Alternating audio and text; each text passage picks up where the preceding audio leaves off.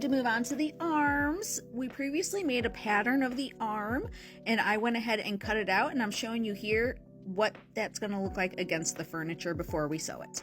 So here we are, we're ready to sew it. What I'm going to do is I'm going to be attaching this front panel to a piece of welt that's attached to the fabric that lays over the arm. And you can attach that welt to either the panel or this section of fabric. This is my preferred method, to attach it to this fabric and then attach the panel to the fabric after the welt's been attached. But either's fine. I know other upholsterers do it the other way. Do what works for you. At the end of the day, if the product looks good, it doesn't matter how you got to the end result. Now I always give a little extra welt cord at the beginning and end, so that way I have extra to staple later. And then when I attach my panel, I'm actually going to start my stitch a few inches from the edge of the fabric, so that way I have extra fabric to staple over the lip of the arm of the chair later. Now again, it's preference which way you attach the welt and which order to which piece. For me, I like to attach the welt to the straight line of the main fabric and then slowly just turn the panel as I sew.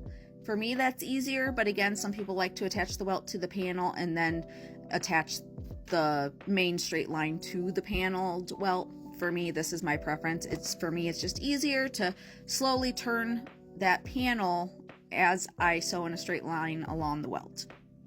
After you've attached the panel to the main section of the arms fabric, you're going to put a draw, which is just some scrap fabric basically to give you extra pull when working on the chair. You're going to sew that draw to the bottom and the backs of the arms, so that way you have that extra fabric to work with.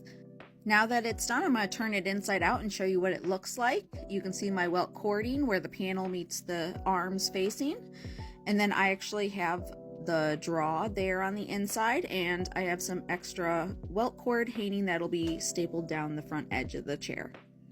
And remember, you'll have a left and a right arm, so just make sure you have your pattern mirrored for your left and your right. And then here you can see the final product of the arm laid up against the chair, where you can see where it lines up with the arm. In the next video, will show you guys the actual attachment of these sewn arms to the chair.